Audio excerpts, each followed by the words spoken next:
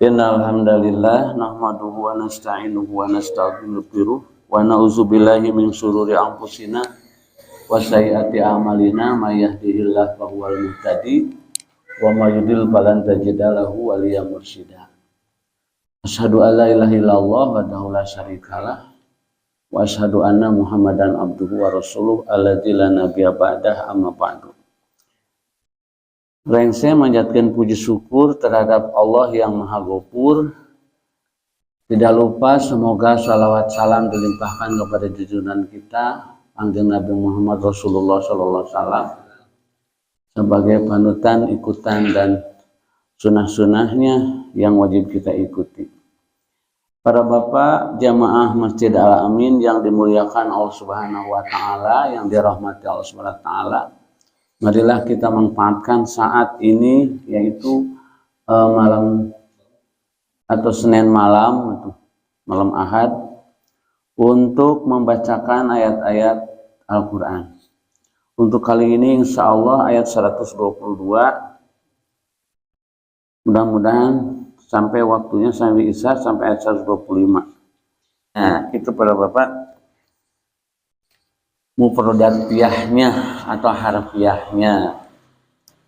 Ayat 122 ini sebenarnya pernah kita temukan pada ayat-ayat sebelumnya.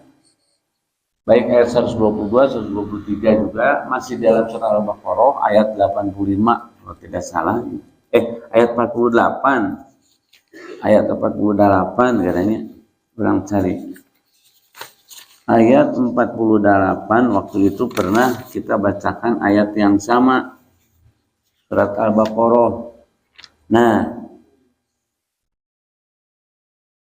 ayat 47-nya, ya Bani Israil uzkuru ni'mati allati an'amtu 'alaikum wa anni fadhaltukum 'alal alamin. Ya, sami kan? Ayat 47. 48-nya wattaqu yauma la tazi nafsun an nafsin syai'an wala yuqbalu minha syafa'ah wala yu'khazu minha adlun wala hum yunsarun. Sama. Ayat 47, 48. Sama dengan ayat 122, 123. Mungkin para bapak bertanya kenapa bisa sama gitu. Apakah pencatat Al-Qur'an itu di zaman Khalifah Utsman bin Affan itu lupa atau sengaja? Tidak mungkin lupa, banyak mustahil, salah, pasti benarnya. Cuman hikmahnya apa sampai diulang-ulang? Nanti juga akan menemukan lagi dalam surat-surat yang lain, Pak, ayat-ayat yang seperti itu. Nah, di sini kita harus memahami bahwa ketika kita menemukan kalimat atau ayat yang sama, baik dalam satu surat atau surat yang lain, itu dengan maksud taukid.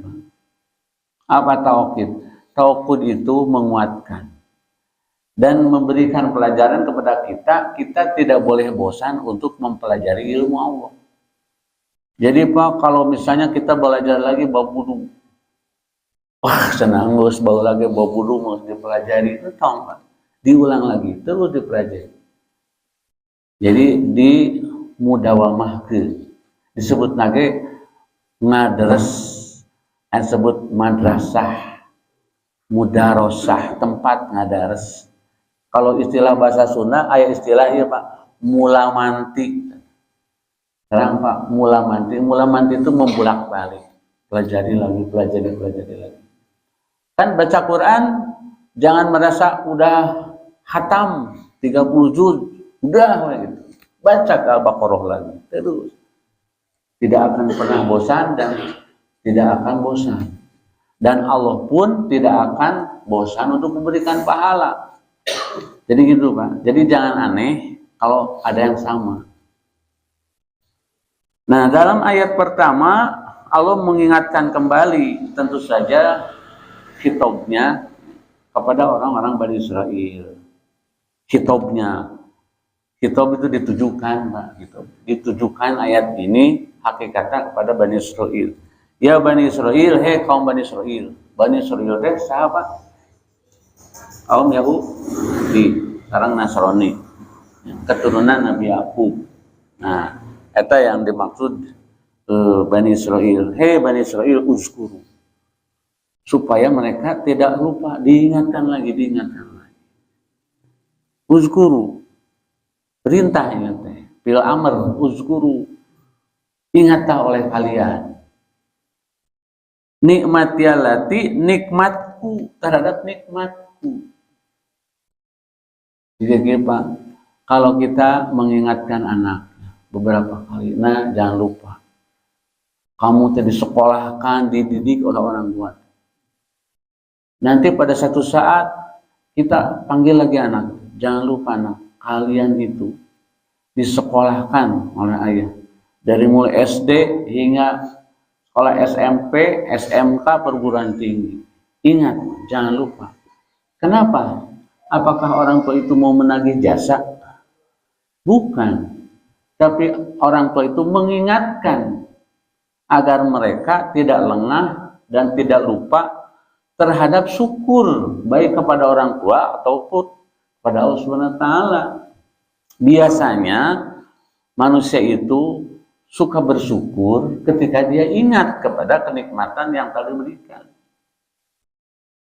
Misalnya kepada orang tua, dia akan merasa bersyukur ketika dia ingat betapa gede jasa orang tua itu. Sudah mendidik, membesarkan, menyekolahkan, betapa gede. Dan tidak bisa dibalas kebaikan orang tua itu. Meskipun ada seorang anak menggendong ibunya tiap hari, kemudian dapat gaji diberikan kepada ibu. Kata orang itu kepada Rasulullah, sudahkah aku bisa membalas kebaikan kepada ibuku? Belum, meskipun hanya satu tarikan nafas, sarenghap, segitu belum, segitu juga. Apalagi untuk bisa membalas kebaikan orang tua, mustahil bisa. Nah kan anak-anak banyak yang lupa, bandel para orang tua, ya, melupakan jasa. Ketika diingatkan oleh orang tua atau yang lainnya mengingatkan, dia betapa besar hutang kepada orang tua itu. Dan tidak bisa dibayar dengan bentuk yang sama. Tidak bisa dibayar dengan bentuk harta. Dengan apa itu? Ubudullaha wala tusyriku bi syai'a wa bil walidaini ihsana. Bersembahlah oleh Allah, jangan musyrik dan berbuat baik kepada orang tua. Nah itu berbuat baik kepada orang tua bukan ingin membalas yang sama. Tapi kewajiban kita agar kita menjadi seorang anak itu dituntut untuk menjadi anak yang soleh. Untuk apa soleh itu? Pertama untuk diri sendiri, kedua untuk orang tua. Karena yang sangat didambakan oleh orang tua dari anaknya itu, di samping anaknya bisa menyelamatkan dirinya di dunia akhirat, juga bisa menyelamatkan orang tuanya. Karena dalam hadis dikatakan bahwa iza matabnu adam in qata amaluhu, anak Adam putus dari segala amal, ila min salasin, kecuali 3 hal. Sedekahun jariyatin, sedekah jariyah, ngalir pahalanya meskipun kita sudah meninggal dunia, pahalanya terus ngalir. Au ilmun yuntafa'u bihi, ilmu yang bermanfaat. Yang ngajarnya sudah meninggal dunia, tapi karena ilmunya diamalkan oleh murid-muridnya, punya investasi. Si gurunya yang sudah meninggal dunia itu pahalanya ngocor. Yang ketiga, wa waladin sholihin yadullah, seorang anak soleh yang mendoakan orang tuanya. Da anu teu soleh mah mau ngadoakeun kolot. Nah itulah merupakan sebuah ibrah bahwa kenapa Allah mengingatkan lagi kepada Bani Israil. Allah sendiri kan tahu bahwa Bani Israil itu sampai kiamat tidak mungkin akan berubah pikiran. Tidak mungkin orang-orang Bani Israil itu akan menjadi baik. Tapi meskipun demikian, Allah senantiasa mengingatkan, ya Bani Israil, uzkuru ni'mati allati an'amtu alaikum. Jangan lupa ingat terhadap nikmat-nikmat yang telah aku berikan kepada kalian. Apa kenikmatan Allah yang diberikan kepada kaum Bani Israil? Terus dijelaskan nanya, diselamatkan dari kejaran Firaun, diberikan mana salwa ketika beserta Nabi Musa. Wah, banyak, ada 12 macam kenikmatan yang besar yang diberikan Allah. Dan terutama Allah fadltukum alal alamin. Orang Bani Israel, keturunan Bani Israel itu memang keturunan yang asalnya dimuliakan. Dalam surat Al-Maidah, surat Al-Maidah ayat 22 kalau tidak salah. Dan surat Al-Maidah mereka mengklaim bahwa saya itu adalah abna Allah wa ahabba. Saya ini adalah anak-anak Tuhan, anak-anak Allah, dan saya ini kaum yang dicintai oleh Allah. Cek maranehna, kata orang Bani Israil, betul salah? Betul asalnya selama mereka taat kepada Allah. Tapi karena mereka itu ingkar pada Allah, merubah kitab-kitab Allah, yang seharusnya mereka itu berbalik arah menjadi pengikut Nabi Muhammad, mereka tidak mau. Ketika Rasulullah Nabi Muhammad SAW belum diutus, mereka wajib mengikuti Nabi Isa AS. Sebelum Nabi Isa AS diutus, wajib mengikuti Nabi Musa. Nah, seperti yang pernah disampaikan, kaum Bani Israil itu ingkar kepada Allah karena tidak mau mengikuti milah Nabi Muhammad SAW, bahkan lebih dari itu mendustakan.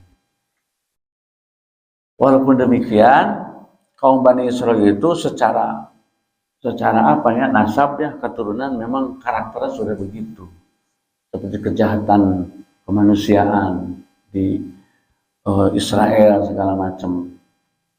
Dan sebagaimana kita tahu bahwa Al-Quran itu kalau hitobnya kepada Bani Israil bukan semata-mata itu tidak berlaku untuk kita, karena ada yang disebut hikmah Al-Quran itu. Seluruh Al-Quran bermanfaat untuk kita kaum muslimin, kaum mukminin. Apa manfaatnya? Manfaatnya bahwa ternyata kepada kita juga kalau dipikir-pikir nikmat Allah itu tidak terhingga banyaknya. Wa in ta'udu nikmatallahi la tuhsuha. Kalau kalian ingin mencoba mengkalkulasi berapa banyak kenikmatan Allah yang diberikan kepada kita, wa mu'akaitkan, tidak akan terhitung. Tidak akan terhitung betapa banyaknya kenikmatan Allah. Dan tidak mungkin kita bisa membalas kebaikan Allah. Tidak mungkin. Jadi ibadah, sholat, zakat, saum, apakah itu untuk membalas kebaikan Allah pada kita? Bukan, dan tidak akan terbalas. Tidak akan terbalas kebaikan Allah pada kita. Jadi syukur itu berterima kasih kepada Allah atas segala kenikmatan yang diberikan Allah SWT. Dengan cara apa? Dengan cara taat kepada perintah-perintah Allah. Jadi syukur kepada Allah itu mensyukuri segala kenikmatan dengan cara menyembah kepadanya, mentauhidkan kepadanya, taat kepada segala perintahnya, dan taat kepada mengikuti segala petunjuk-petunjuk Rasulnya. Dengan sering diingatkan, insya Allah kita akan lebih dekat kepada Allah Subhanahu Wa Taala. Wa ani fadltukum alal alamin, dan mereka itu diberikan kelebihan dari alam, dari seluruh alam, dari seluruh makhluk. Kalau seandainya mereka menjadi umat yang terbaik. Sementara umat yang terbaik itu bukan Yahudi, bukan Nasrani, bukan bangsa Arab, bukan bangsa Asia. Siapa yang terbaik? Yang paling bertakwa. Inna akramakum indallahi atqakum. Sesungguhnya yang paling mulia di sisi Allah ada yang paling takwa. Rek tukang teh manis, rek ulama, yang penting takwanya. Tinggal orang pelajari naon takwa terus diamalkan kalau ingin menjadi orang yang paling mulia. Gitu. Matakan salah ucap zaman ini mah bahaya, Pak. Ya. Bahaya. Meskipun seorang ulama, meskipun mereka itu mengatakan tidak sengaja, viral nanti kamu nur keliri kakak sabaraha minggu bulan atau pak jadi mantri gara-gara ngomong salah. Terus itu di menteri komunikasi sa istri tanya Indriati nyebutkan rakyat jelata atau kang teh manis teu dihaja viral deui gitu. Nah, perlu hati-hati oke. Ayo namanya harus zaman medsos mah. Jadi bertambah-tambah lagi harus hati-hati, super hati-hati. Tapi ayeuna nyarios kieu direkam karena YouTube kan salah, dina komen macam-macam. Ada yang mengkritisi, kritik, bagus salah ini tuh, alhamdulillah syukur nuhun. Jadi itulah di satu sisi banyak manfaatnya. Ngaji di sini hanya 8 orang, 4, 5, 8, 10 jeung abdi. Dina YouTube mah biasa ratusan nonton. Meskipun di sini yang nonton sedikit, nanti dipiralkeun di YouTube mah banyak. Terima kasih nuhun bagus. Alhamdulillah kan manfaat. Di satu sisi manfaat. Nah, itu. Jadi sekali lagi fadltukum alal alamin itu kaum Bani Israel kenapa? Karena nenek moyang mereka para nabi. Nabi Yakub, Nabi Musa, Nabi Ibrahim, Nabi Isa, Nabi Ilyasa. Hanya Nabi Muhammad SAW keturunan Arab. Selama mereka mengikuti nenek moyangnya itu agama milah Nabi Ibrahim, mereka mulia. Tapi kalau mereka sudah ingkar, ya kembali deui kal balhum adollu. Kal an'ami balhum adollu. Mereka itu bagaikan binatang, bahkan lebih rendah daripada binatang. Siapakah itu? Orang yang tidak mengikuti petunjuk Allah. Lalu ayat selanjutnya apa? Wattaqu yauma la tazi nafsun an nafsin sayyi'a. Nah, ini warning, peringatan Allah kepada semuanya. Termasuk kita semuanya. Kita jangan sampai lupa untuk takut, mentakuti satu hari. Maksudnya hari kiamat, hari akhirat, hari pengadilan. Di mana di hari itu la tajzi, tidak dapat tajzi. Tajzi itu kan ganjaran, balasan, gitu. Ganjaran, balasan itu disebut tajzi, menggantikan. Digendos. Misalnya kita menyuruh membuat baju apa amat sabaraha buruhna, sabaraha apa ngada mau asup teh 100.000, nah berikan. Pakaian yang sudah jadi kita ambil, uang berikan. Itu tajzi, balasan. Di sini dikatakan la tajzi nafsunan, tidak bisa saling tebus menebus, saling ganti satu jiwa kepada jiwa yang lain. Nabi mah menjadi orang yang begini itu ikut-ikutan kepada si A, si B. Udah aja si A, B, si B yang harus mengganti dosa saya, tidak bisa. Jadi puroda, setiap orang itu membawa tanggung jawab masing-masing, tidak bisa saling menyalahkan, tidak bisa menyalahkan siapapun. Pada waktu itu, pada hari itu, masing-masing membawa tanggung jawab. Itu mengerikan kan? Sayan sedikit pun tidak bisa. Ayah pada anak tidak bisa. Ya Allah, salamkan anak abdi. Kata anaknya, ya Allah, kan saya menjadi orang soleh. Pahala saya berikan kepada orang tua saya, ya Allah, agar orang tua saya selamat. Tidak bisa pada hari itu. Di dunia bisa silih tulungan, di akhirat tidak bisa. Wala yuqbalu minna adlun, dan tidak diterima tebusan.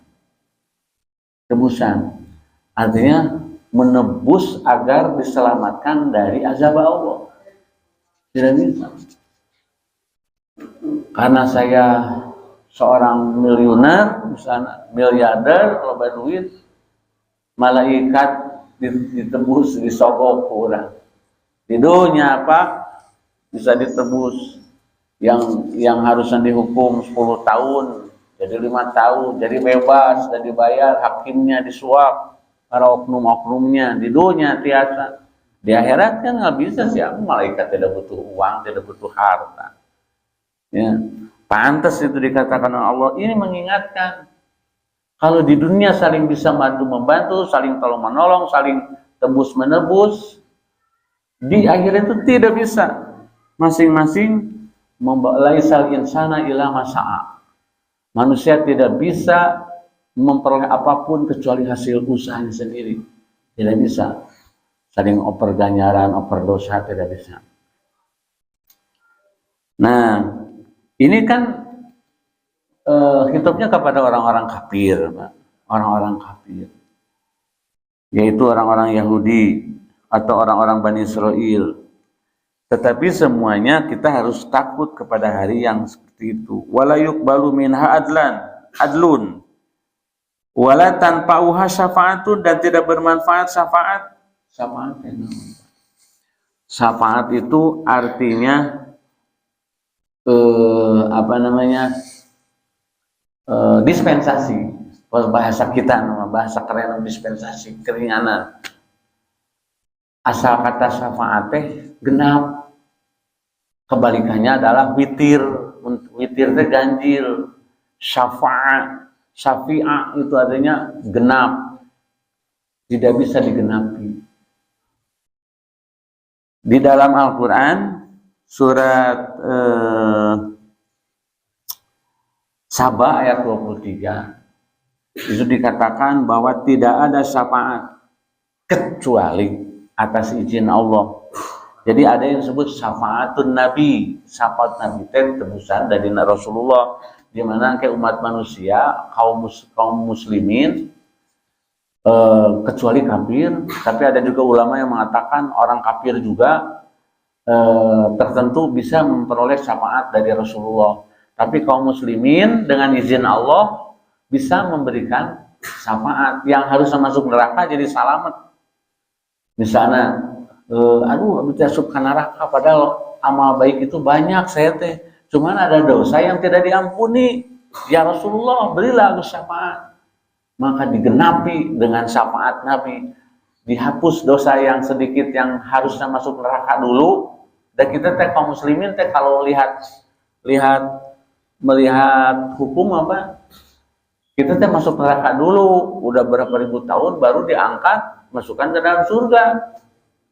Nah, kebetulan dosa-dosanya belum terampuni oleh Allah dan itu harus masuk neraka dulu. Kebetulan datang kepada Rasulullah bisa memberikan syafaat, maka dihapus dosa yang itu dan dimasukkan ke dalam surga. Itu syafaat. Nah, pada hari itu hakikatnya tidak ada syafaat. Maksudnya pertolongan.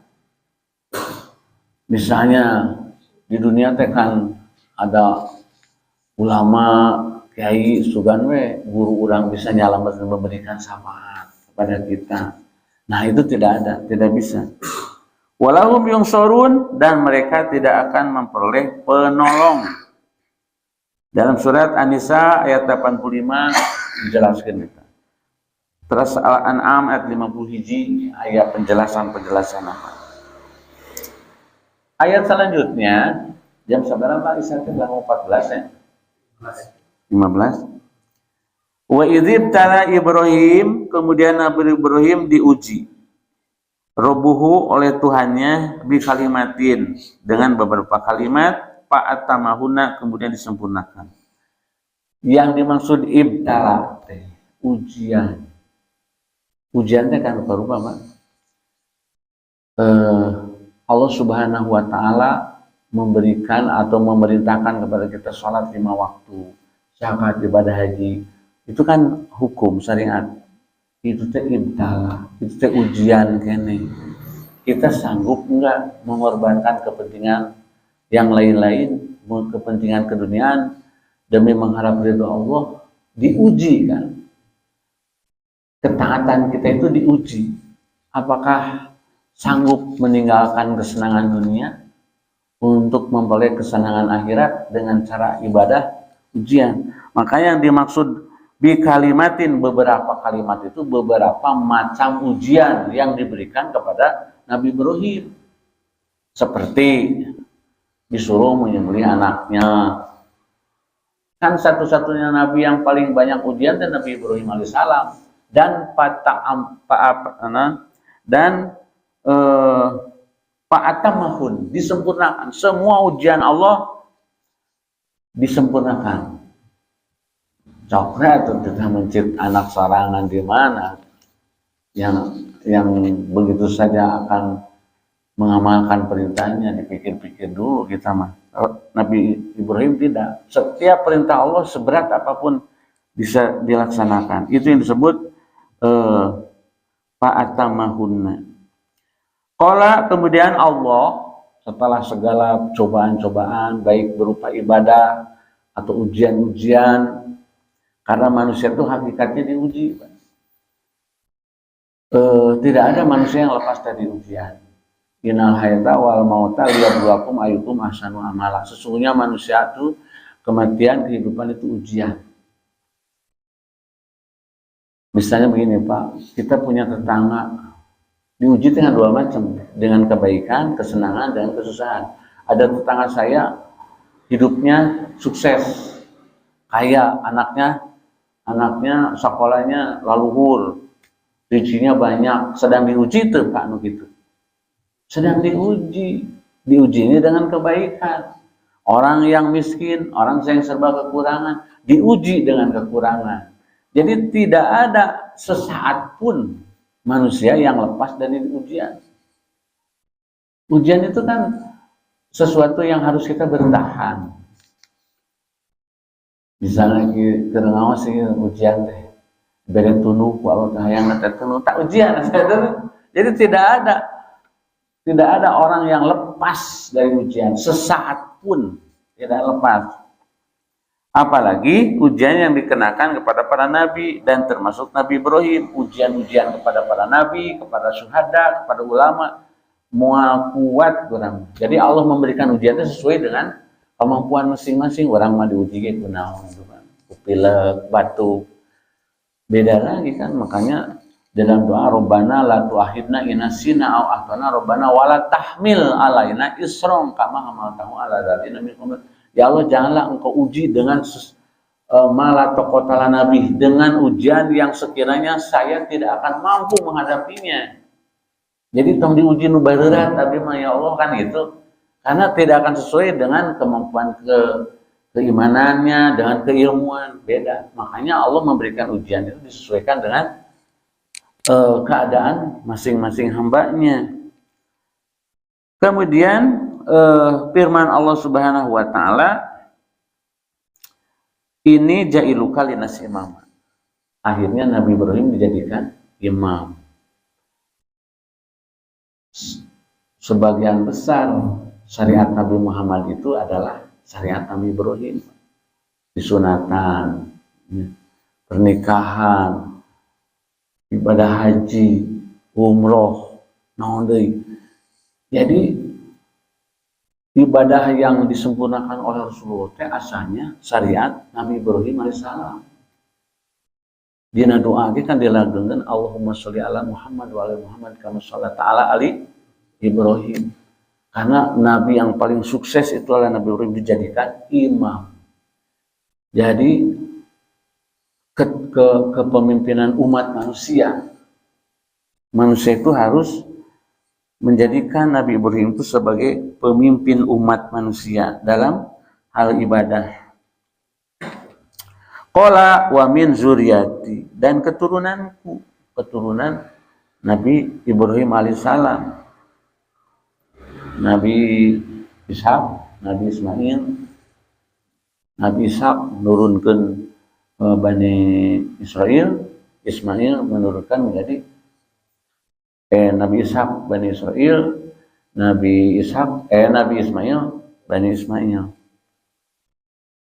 Itu keturunan Nabi Ibrahim. Qala la yanalu ahdi zalimin, tidak berlaku perjanjian ini terhadap orang-orang yang zalim. Jadi orang zalima udah lepas dari ikatan ketauhidan. Ayat 125 terakhir, wa idza'anal baita masabata linnasi wa amna.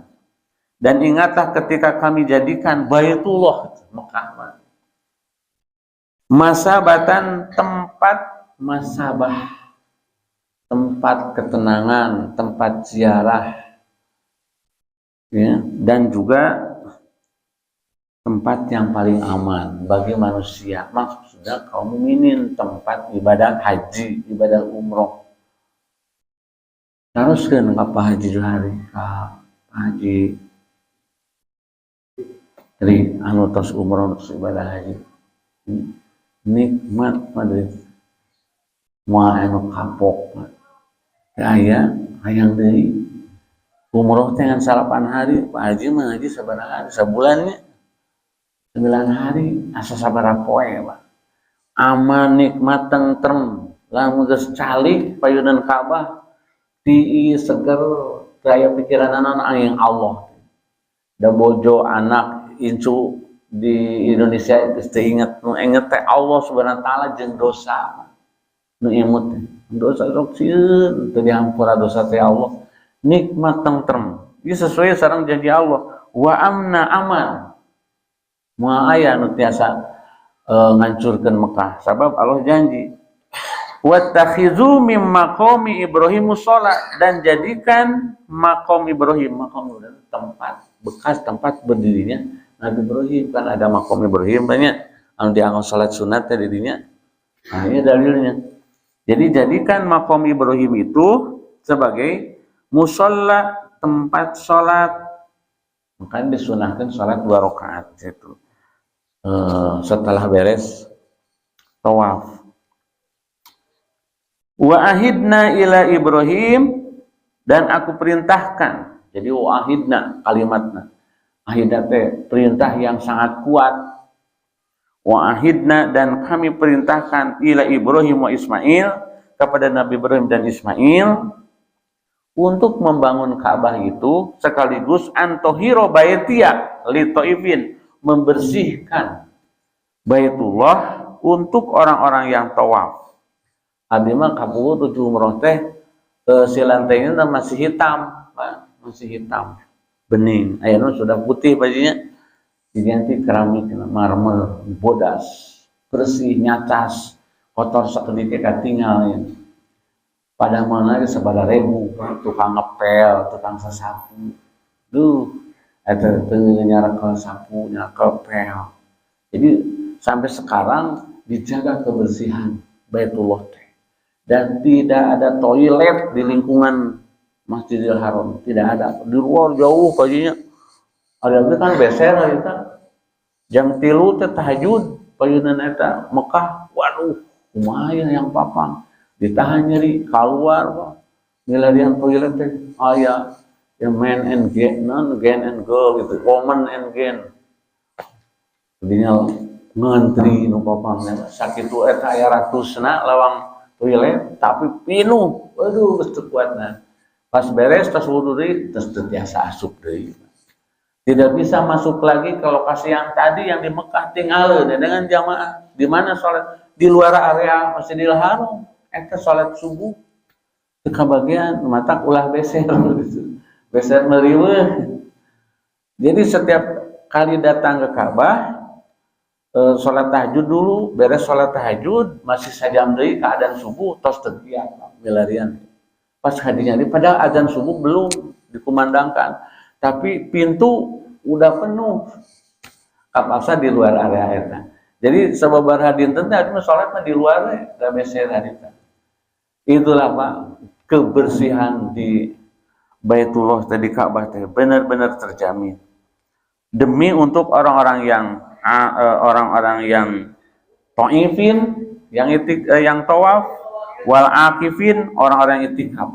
Nu didinya cara ricing. Wa rukai sujud, dan orang-orang yang sholat, yang ruku, wa sujud itu maksudnya sholat.